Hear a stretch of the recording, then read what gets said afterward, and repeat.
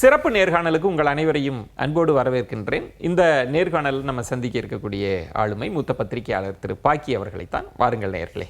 வணக்கம் திரு பாக்கி. வணக்கம் விஜயன். நிறைய அன்றாட தமிழக அரசியல் நிலவரம் குறித்து பேசலாம் அப்படின்னு நினைக்கிறேன். சமீபத்தில் திரு அண்ணாமலை அவர்கள் ஒரு பேட்டி கொடுத்துருந்தாங்க. அது முக்கியமாக கவனிக்கப்பட வேண்டியதில் அதில் என்ன அப்படின்னா, அவங்க என்ன சொல்கிறாங்கன்னா, அதிக இடங்களில் பாஜக போட்டி போடணும், நான் கூட்டணி ஆட்சின்லாம் சொல்ல மாட்டேன், 2026 பாஜக ஆட்சி அதுதான் என் விருப்பம் அப்படின்னு சொல்லியிருக்கிறாங்க. இது அண்ணாமலையின் இந்த பேச்சை எப்படி ரீட் பண்ணுறது, எப்படி புரிஞ்சுக்கிறது? அண்ணாமலையோட லட்சியம் அதுதான். Is very clear in his goal. அவரோட தன்னுடைய இலக்கில் தெளிவாக இருக்கார். ஆக என்னாவது அவர் தலைவராக இருந்தவர், இப்போ அவர் தலைவர் இல்லை. எல்லா விஷயத்தில் அவரால் முடிவெடுக்க முடியுமா? இருந்தாலும் அபிலாஷைகள் விருப்பங்களை தெரிவிக்கலாம், அது ஒரு சௌரியம். அந்த சூழலில் இது அவருடைய இலக்கு லட்சியமாக பார்க்கிறது. ஒருவேளை கால சூழலில் பிஜேபி மீண்டும் அவருக்கு வாய்ப்பு தந்தால் அதிகாரம் 26 சொல்றாரே திருப்பாக்கி. 26 சொன்னது அவர் தலைமை பொறுப்பில் இருந்தபோது அது சம்பிரதாயமாக சொல்வதாகத்தான் நினைக்கிறேன். அவர் ஆக்சுவலாக நான் அறிந்த வரையிலும் அவர் அப்சர்வ் பண்ண வகையிலும் அவர் தலைவராக இருந்தபோது கூட எந்த கழகமும் வேண்டாம், திமுக அதிமுக ரெண்டுமே ரெண்டுத்துக்கும் ஃபைல்ஸ் எல்லாம் ரெடி பண்ணி வச்சிருக்காரு. அதே தான் அமித்ஷாவும் ஒரு மாமல்லபுரத்தில் ஒரு கூட்டத்தில் சொல்லியிருக்காரு. இராணுவ தளவாடங்கள் தொடர்பான ஒரு நிகழ்ச்சியில் பேசும்போது அவர் சொல்லியிருக்கார். அது ஒரு பக்கம் இருக்கட்டும். ஆக கழகங்கள் இல்லாத ஒரு மாற்று சக்தியாக நம்ம முன்னே வரணுன்றதுக்கு தான் அவர் களம் கண்டார். மக்களவைத் தேர்தலில் பார்த்தீங்கன்னா பல இடங்களில் 2வது இடங்கள் வந்ததுனால நீங்கள் சொல்கிறது சரி திருப்பாக்கி. அது அந்த இடத்துல 2024 அவங்க ஒரு மாற்று சக்தியாக இருந்தாங்க. பாஜக ஆட்சி, நாங்கள் ஆட்சிக்கு வந்தால் கூட்டணி ஆட்சி அமைப்போம் அப்படின்லாம் சொல்லி பாமக அன்புமணி அவர்கள், தினகரன் அவர்கள்லாம் அதுக்கு ஆதரவு கரம் நீட்டினாங்க. ஆமாம், நாங்கள் ஆட்சி பிடிப்போம் அப்படின்னு. ஆனால் இப்போ கூட்டணி வந்தாச்சு, பெருங்கட்சியான அதிமுக தலைமை வகிக்கிறது. இப்போ கூட்டணி குறித்தோ இடங்கள் குறித்தோ ஆட்சி குறித்தோ பேச வேண்டியது அதிமுக தான். இப்போ கூட்டணிக்குள்ளே இருந்துக்கிட்டு அண்ணாமலை இப்படி பேசுகிறத எப்படி எடுத்துக்கிறது? இப்போ என்ன பண்ணுவாங்க, அதிகாரபூர்வமாக பாஜகவோட தலைவர் யாரோ அவர் சொல்கிறது தான் அதிகாரம், அதை எடுத்துக்க முடியும், மற்றவங்க சொல்கிறதுக்கெல்லாம் நாங்கள் பதில் சொல்ல முடியாது அப்படின்னு அதிமுக சொல்லுவாங்க. ஏன்னா அடிப்படையில் அதிமுகவினருக்கும் அண்ணாமலைக்கும் கெமிஸ்ட்ரி ஒர்க் அவுட் ஆகலை, அப்படிதான் எடுத்துக்க முடியும். அதனால அவர் என்னோட பேசலாம் பேசட்டும் அப்படிம்பாரு. அதெல்லாம் சிக்கலாக வராதா கூட்டணிக்குள்ள? அது பெரிய சிக்கல் ஏற்படுத்துமா இல்லையான்றதை விட முக்கியமானது, ரெண்டு கட்சியுமே மனப்பூர்வமாக இணைஞ்சிட்டாங்களே, கூட்டணி அமைத்தார்களான்ற ஒரு கேள்வி இருக்கு. அது அது இன்னும் முழுக்க சொல்றாங்களே ஜெல் ஆகலைன்ட்டு. அதிமுகவுடைய தொண்டர்கள் மற்றவர்களும் கட்சியினர் பொது ஒட்டுமொத்தமாக சொல்கிறேன், ஒட்டுமொத்த அதிமுகவும் ஒட்டுமொத்த தமிழக பாஜகவும் இன்னும் மனப்பூர்வமாக இணைந்தார்களா என்பது தெரியல. இல்லைன்னு நான் சொல்லலை, அதில் இருக்குன்னு சொல்ல முடியாது. இன்னும் கேள்விக்குறியாக இருக்குது. அந்த கேள்விக்குரிய ஆச்சரியக்குறியாக மாற்றுவது 2 தரப்புக்கும் இருக்குது அந்த பொறுப்பு. அது ஒரு பக்கம் இருக்கட்டும். ஆக பாஜக அண்ணாமலை தலைவராக இருந்தபோது அவருடைய லட்சியம், அந்த லட்சியத்திலிருந்து அவர் பின்வாங்கலை. அதுதான் காரணம். அதைத்தான் அதனோட வெளிப்பாடை தான் நான் பார்க்குறேன். கட்சிக்கு ஒரு பார்வை இருக்கலாம், ஏன்னா கட்சி தலைவி என்ன நினைக்கிறது, மேலிடம் என்ன நினைக்கிறது, அந்த இடம் பாக்கி. இப்போ நீங்கள் பல கூட்டணிகளை நீங்கள் தொடர்ந்து பார்த்து வந்திருப்பீங்க ஒவ்வொரு தேர்தல் காலகட்டத்திலும். இந்த முறை பார்த்தீங்கன்னா கூட்டணி ஆட்சி, என்டிஏ ஆட்சி அப்படின்னு தான் அமித்ஷா அவர்கள் பேசுகிறாரு. மொழிபெயர்ப்பும் பாஜக ஆட்சின்னு மொழிபெயர்ப்பு இருக்குது. நீங்கள் சொன்ன மாதிரி இப்போ திரு நயினார் நாகேந்திரன் அவர்கள் சொல்கிறது தாங்க நீங்கள் எடுத்துக்கணும் அப்படின்னா, அவர் என்ன சொல்கிறாருன்னா கூட்டணி ஆட்சி அப்படின்றாரு, அப்புறம் கூட்டணி அரசு அப்படின்றாங்க, அப்புறம் கேட்டால் தேசிய தலைமை முடிவு செய்யுன்றாங்க. ஏன் இப்படி ஒரு குழப்பம்? அதிமுக தாங்க தலைமை, அவங்க தாங்க முடிவு செய்வாங்க அப்படின்னு சொன்னால் பிரச்சனை தீர்ந்தது இல்லை, ஏன் அதை சொல்லவே மாட்டுறாங்க? பாஜக அவங்க எல்லா கட்சிக்கும் ஆசை இருக்கும். காங்கிரஸ் கட்சியும் திமுக கலைஞர் கருணாநிதி காலத்தில் இருந்தபோது EVKS இளங்கோவன் காமராஜ் ஆட்சி சொன்னார். அது கலைஞர் எப்படி கவுண்டர் பண்ணார், புத்திசாலித்தனம் அவருக்கே உண்டான சாதுரியத்தில் சமாளித்தார், அதெல்லாம் வேறு விஷயம். இன்றைக்கு இதே திராவிட இயக்கமான அதிமுக எப்படி ரியாக்ட் பண்ணுறாங்க? ஏன் அவர்களால் ஒரு உற்சாகமாக நாங்கள் தான் அப்படின்னு கெத்தோடு பேச முடியல? இன்றைக்கு பொதுச் செயலாளர் இருக்கிற எடப்பாடி பழனிசாமி பல விஷயங்களும் வெற்றி பெற்றார். அண்ணாமலை இல்லைன்னா எனக்கு கூட்டணி கிடையாதுன்னாரு, அண்ணாமலை நீக்கியாச்சு, புது தலைவர் வந்தாச்சு, கூட்டணி சேர்ந்தாச்சு, எல்லாம் ரைட்டு, உங்கள் காரியம் சாதிச்சிட்டீங்க. இதுவரையில் யாருமே சாதிக்காதது. ஆனால் கூட்டணி பிறகு நாம தான் அப்படின்னு சொல்லணும். இதே எடப்பாடி பழனிசாமி ஈரோடு கிழக்கு தேர்தலில் நடைபெற்ற ஒரு இடைத்தேர்தலில் தேசிய ஜனநாயக முற்போக்கு கூட்டணின்னு ஒரு வார்த்தை போட்டு எங்கள் தலைமையில் தான் கெத்து காமிச்சார். மறுநாள் அந்த பேனர் எடுத்தார், தேர்தல் பிரச்சாரத்தில் வச்சார். இன்னொன்று கூட்டணி பேச்சுவார்த்தை இதெல்லாம் நடந்துட்டு இருக்கும்போது தங்களோட வேட்பாளரை அறிவித்தார். இந்த துணிச்சல் அப்போ இருந்தது, இப்போ இல்லாமல் போகிறது என்ன காரணம்? ஸோ நாங்கள் தான் டிசைட் பண்ணுவோம் அப்படின்னு ஏன் அவங்களால பேச முடியல? என்ன காரணம்?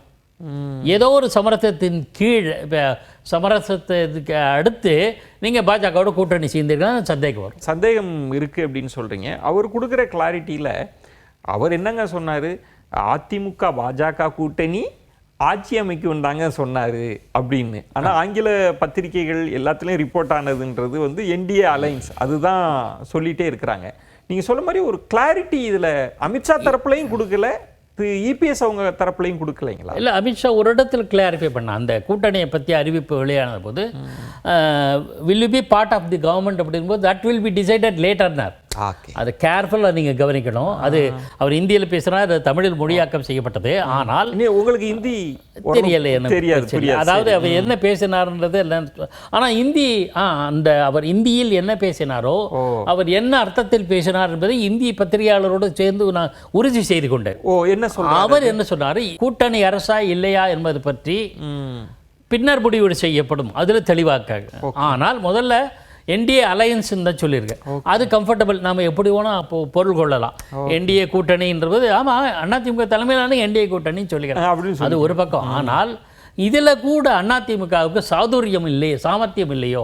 ஏனால் செல்வி ஜெயலலிதாமியாரோ கலைஞர் கருணாநிதி போன்ற பழுத்த அரசியல்வாதிகள் இருந்தபோது என்ன சொன்னாங்க சொல்லியிருப்பாங்களோ, அவங்க என்ன சொல்லியிருப்பாங்களோ வேறு விஷயம். இவங்க என்ன சொல்லியிருக்கலாம்னா, கூட்டணி ஆட்சி தானே சொன்னாங்க, கூட்டணி அமைச்சரவைன்னு சொல்லலையே அப்படிங்கிற ஒரு சமாளிக்க கூட தெரியல. நான் பச்சையாக சொல்கிறேன், அந்த புத்திசாலித்தனோட அதிமுக இல்லையோன்னு நான் கேள்வி கேட்குறேன். சொல்லியிருக்கலாம்ல, கூட்டணி ஆட்சி வேறு கூட்டணி அரசு வேறுன்னு வியாக்கியானம் கொடுக்குறாரு எடப்பாடி பழனிசாமி. ரெண்டுத்துக்கு வித்தியாசம் இல்லையே? திமுக ஆட்சி நானே, திமுக அரசு நான், ரெண்டும் ஒன்று தானே. அதே மாதிரி கூட்டணி ஆட்சி நானே, கூட்டணி அரசினால் ஒன்றே அர்த்தம் தானே. அமைச்சரவையில் நாங்கள் அமைச்சரவைன்னு சொல்லியிருக்கணும். கூட்டணியும் அமைச்சரவை இல்லை அப்படியா சொன்னார் அப்படின்னு மடக்கணும். அதுக்கெல்லாம் கலைஞர் கருணாநிதி கிட்ட ட்ரைனிங் எடுத்துக்கணும். அந்த மாதிரி எம்ஜிஆர் அதிமுக தேர்ந்த அரசியல்வாதிகள் பட்டுட்டியார் போன்றவங்களாம் இருக்காங்க, புறலாம் இப்போ இருக்காங்க. என்ன காரணமும் தெரியல, அவங்க அந்த சாதுரியம் இல்லை, அசட்டிவாக இல்லைங்கிறத என்னோட பார்வை. உங்கள் பார்வைன்றது வந்து இபிஎஸ் அவர்கள் வந்து இதை இன்னும் கூட தெளிவாக ரொம்ப அசட்டிவாக இதை இல்லைங்கிற. அசட்டிவாக இருந்தால் தான் நீங்கள் வந்து ஆளுமையை காட்ட முடியும். இங்கே சப்போஸ் செல்வி ஜெயலலிதா அம்மையார் இருந்தால் இது வேற. திமுக இந்த அளவுக்கு சொல்லியிருக்காது. ஏன்னா என்ன இருந்தாலும் அந்த அம்மா தான், அந்த அம்மா சிஎம் கூட்டணி பற்றி பேசும்போது தேசிய தலைவர்கள் அவங்க வீட்டுக்கு வருவாங்க, ஓஎஸ் கார்டனுக்கு வருவாங்க. எல்லாமே அவங்க டிசைட் பண்ணுறது அவங்களா தான் இருக்கும். அலுவலகத்துக்கோ அதிமுக அலுவலகத்துக்கோ கூட இல்லை, வீட்டுக்கே வர சொல்லி பேசுவாங்க. அது ஒரு குறியீடு, குறியீட்டின் மூலம் அந்த அத்தாரிட்டின்னு. அது இல்லை, அது வேண்டாம். அது இல்லாட்டா கூட நீங்கள் குறைந்தபட்ச இயக்கம் என்பது முக்கியம் அல்லவா? அதை செய்யாமல் தவறிட்டாங்களோ என்னோட பார்வை. இன்னொன்று, இதை வந்து திமுக அதன் கூட்டணி கட்சிகள் வந்து பயன்படுத்திக்கிறாங்க, விமர்சனம் முன்வைக்கிறாங்க. பாஜக ஆட்சி வரப்போகுது அப்படின்னு. முதலமைச்சர் என்ன சொல்றாங்கன்னா, டெல்லியில் இருந்தெல்லாம் இங்கே ஆளணும்லாம் நினைக்காதீங்க. கிட்டத்தட்ட அதிமுகவை சைட்லைன் பண்ணி ஏதோ 2026 களம்ன்றது திமுக கூட்டணி வெர்சஸ் பாஜகன்ற மாதிரி கட்டமைக்கிறாங்கல்ல, இதை திமுக பயன்படுத்தி கொள்ள நினைக்கிறதா? நிச்சயமா. ஸ்டாலின் அவர்கள் கலைஞர் கருணாநிதியிடம் பெஸ்ட் ட்ரைனிங் எடுத்திருக்கார், சிறந்த பயிற்சி பெற்றிருக்கு. இதனுடைய அடையாளம் தான் இது. இத்தனைக்கும் அவர் மாநிலத்தில் கடுமையாக மத்திய அரசாங்கத்தை எதிர்க்கிற மிகச்சில மாநிலங்கள் அது உண்டு. மேற்கொங்க, அப்புறம் இது தமிழகம் தான். அதில் வந்து எந்த விதமான பிசகு இல்லாமல் அவர் பாட்டுக்கு எதிர்த்துட்ருக்காரு. இன்றைக்கு பேசக்கூட டெல்லி இருந்து நீங்கள் ஆட்சி செய்ய முடியாதுன்னு சொல்லுங்க, எத்தனை வந்தாலும் நடக்காதுன்னு சொல்லியிருக்கேன். அதெல்லாம் வந்து என்னென்னா ஹவ் அசர்டிவ் ஹி இஸ். இன்னும் சொல்லுவானா, அவரோட கூட்டணி கட்சிகள் பலவந்தப்படுத்தி கொண்டு இருக்கிறது. நான் இன்னும் கூட சீட்டு கேட்பேன்னு சொல்லி இவ்வளவு ப்ரெஷருக்கு நடுவில் அவர் செஞ்சுட்ருக்கார். அவர்களுடைய அமைச்சர்களுக்கெல்லாம் பல்வேறு சிக்கல்கள் ஏற்பட்டிருக்கு. அவருடைய துணை முதலமைச்சரே பல்வேறு புகார்களுக்கு ஆளாகி ஊடகங்களில் செய்தி வர வச்சு இருந்தாலும் அவர் இருக்காருன்னா, அப்போ ஸ்டாலினுடைய அவர் அவர் பெற்றுக்கொண்ட பயிற்சியினுடைய அடையாளமாக இருக்கும். இதில் வந்து அதிமுகவை எதிர்கொள்வதை விட நம்ம பாஜகவை முன்னிலைப்படுத்தி எதிர்கொள்வது நமக்கு பலன் தரும்னு கணக்காது. அது ஒரு நிச்சயமாக. ஏன்னா இப்போ தமிழகத்தை பொறுத்தவரையில் மாநில கட்சிகள் ஆட்சி தான், அதெல்லாம் நீண்ட காலம் தலைமை அதிமுக தானே அங்கே இருக்கு. இப்போ அந்த காலம்னா நீங்கள் திமுக இல்லைன்னா அதிமுக ரெண்டு வலுவான கட்சிகளாக திராவிட கட்சிகள் இருந்தன. எம்ஜிஆர் மறைவுக்கு பிறகு ஜெயலலிதா அம்மையார் கட்சியை குறுகிய ஆண்டுகளை கன்சாலிடேட் பண்ணி தன்னோட தலைமை கீழ் கொண்டு வந்தாங்க.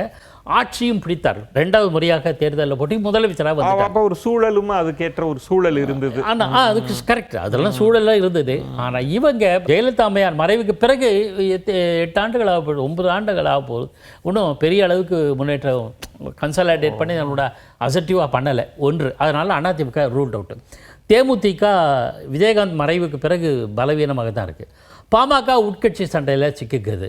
இப்போ எந்த மாநில கட்சிகளும் இங்கே வலுவாக இல்லாத பட்சத்தில் விஜய் இன்னும் தேர்தல் களத்தையே பார்க்கல. ஆக இந்த சூழலில் பாஜக தன்னை லெவல் பில்டப் பண்ணுறது ஒன்று கவனிக்கிற. 2021 சட்டப்பேரவை தேர்தலின் போது திமுகவிலிருந்து பாஜகவுக்கு வந்த விபி துரைசாமி என்ன சொன்னார்? First statement, here after fight between DMK and பிஜேபினார். இப்போ தேர்தல் களத்தில், அரசியல் களத்தில் போட்டி என்பது பாஜகவுக்கும் திமுகவுக்கும் சொல்லிட்டார். அப்போ இதே மாதிரி விவாதம் வந்துருச்சு. அப்போவே 5 ஆண்டுகளுக்கு 4 ஆண்டுகளுக்கு முன்பு ஒன்று. பாஜகவுடைய வளர்ச்சி பிசாசு மாதிரி இருக்குது, பிசாசு மாதிரி வளருது துரைமுருகன் சொன்னார். ஸோ ஒரு recognition either directly R indirectly, நேரடியாகவோ மறைமுகமாகவோ பாஜக மாநிலத்தில் ஒரு தளம் அமைஞ்சிட்டு போச்சு. அது நீங்கள் சொல்கிறீங்க அப்படி ஒரு சூழல் இருக்குது அப்படின்னு. ஆனால் திமுக ரொம்ப கால்குலேட்டிவாக இபிஎஸ்ஸை நம்ம எதிர்கொள்வதை விட பாஜக மோடி எதிர்ப்புன்றது நமக்கு பலன் தரும்னு நினச்சி தான் அப்படி பொசிஷனிங் பண்ணுறாங்க. அதுதான் அவங்களுக்கு பலமும் கூட. அது மோடி எதிர்ப்பு, நாளைக்கு மோடிக்கு பதிலாக வேறு ஒருத்தர் வந்தால் அவங்களுடைய எதிர்ப்பு எந்த அளவுக்கு எடுபடும் தெரியாது. மோடியை பார்த்து அச்சம் தமிழக மக்களுக்கு இயல்பாக இருக்கிறது. அந்த எதிர்ப்பு வந்து இவர்களுக்கு கை கொடுக்கிறது உண்மை. இன்னும் சொல்ல போனால் திமுக கூட்டணி இன்டாக்டாக இருக்கிறதுக்கு மறைமுகமாக பாஜக காரணம்னு நினைக்கிறேன். மோடி அரசாங்கம் ஒரு காரணம்னு கூட நான் ஃபீல் பண்ணுறேன். அது ஒரு காரணம். ஒரு விவாதத்தில் கூட பாஜகவுக்கு நன்றி ஆகையினால இது ஒரு பக்கம். ஒன்று விபி துரைசாமி சொன்னது, அடுத்தது திமுகவை சர்டிஃபிகேட் கொடுத்த பிசாசு மாதிரி வளருதுன்ட்டு. 3வது இப்போ மக்களவைத் தேர்தலில் பாஜக பல இடங்களில் 2வது இடம் வந்துடுச்சு. எந்த காலத்திலுமே 2வது இடத்த பிஜேபி தேசிய கட்சிகளே வந்தது கிடையாது, குறிப்பாக பாஜக வந்தது கிடையாது. இப்போ அது வர ஆரம்பிச்சிருச்சு. ஸோ திராவிட முன்னேற்ற கழகம் இனிமேல் நமக்கு டார்கெட்டு பிஜேபி தான், அதிமுக பற்றி கவலை வேண்டாம் என்கிற அளவுக்கு மனநிலைக்கு வந்துட்டு. அப்படிதான் திமுகவோட ஸ்ட்ராட்டஜியுமே பாஜகன்றது தான். அந்த புறம் பாஜகவும் பாஜக ஆட்சின்னு பேசுகிறப்ப இதில் அதிமுக ரோல்ன்றது என்ன திருப்பா? அதுதான் கேள்விக்குது. அது அவங்க இன்னும் தங்களை வலுவான தலைமையாக இன்னும் சொல்லிக்கல. அதை கூட அமித்ஷா தான் சொல்கிறார். எடப்பாடி பழனிசாமி தலைமையிலான கூட்டணின்னு அமித்ஷா தான் சொல்கிறார். இவர் இன்னும் சொல்லலை. ஒரு இடம் இப்போ திமுக இந்த வியூகத்தை பயன்படுத்துகிறாங்க அப்படின்னா, இங்கு பிரதான கட்சி அதிமுக திரு இபிஎஸ் அவர்கள் ஒரு 10 ஆண்டு கால ஆட்சிக்கு பிறகும் ஒரு பெரிய அளவில் எதிர்கட்சியாக வந்திருக்கிறாங்க. அவங்கள்ட்ட இன்னைக்கு இருக்கிற கட்டமைப்புகள்லாம் இருக்கிறப்ப ஒரு பாஜக அதிமுகவுக்கு பின்னால் இருந்து அதிமுகவை முன்னிலைப்படுத்தி களம் கண்டாதானே திமுகவுக்கு ஒரு நெருக்கடி கொடுக்க முடியும். பாஜக நாங்கள் தான் இருக்கோம், நாங்கள் தான் பாஜக ஆட்சின்னு பேசுவது மறைமுகமோ ஏதோ ஒரு வகையில் அது திமுக கூட்டணிக்கு தானே அட்வான்டேஜாக போகும். அதை யோசிக்கலையா பாஜக? இல்லை அது அவங்க யோசிக்கிறாங்க. ஆனால் என்ன தான் எதிர்க்கிறாங்க, நான் தான் பெரிய ஆளுன்றதை மறைமுகமாக உணர்த்துறாங்க.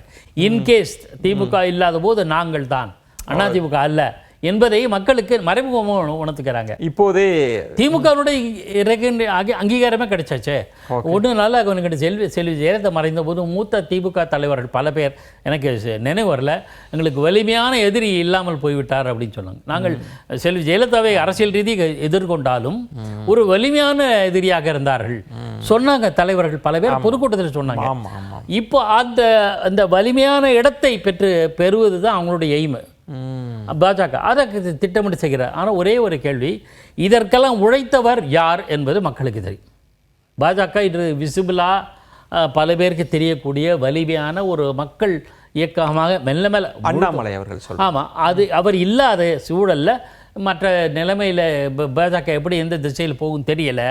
ஆனால் பாஜக முன்னாள் தலைவர் இப்பவும் பேசிட்டு இருக்காருன்னா அந்த நீரோட்டம், அந்த என்ன சொல்றது, உயிரோட்டம் இருந்துட்டு தான் இருக்கு. நீர்பூத்த நெருப்பும்பாங்களே, அப்போ இன்னும் அதனால தானே நேற்று பேசுறாரு, அப்போ என்ன சொல்றாரு, பாஜக அரசு பேசுறாருல்ல.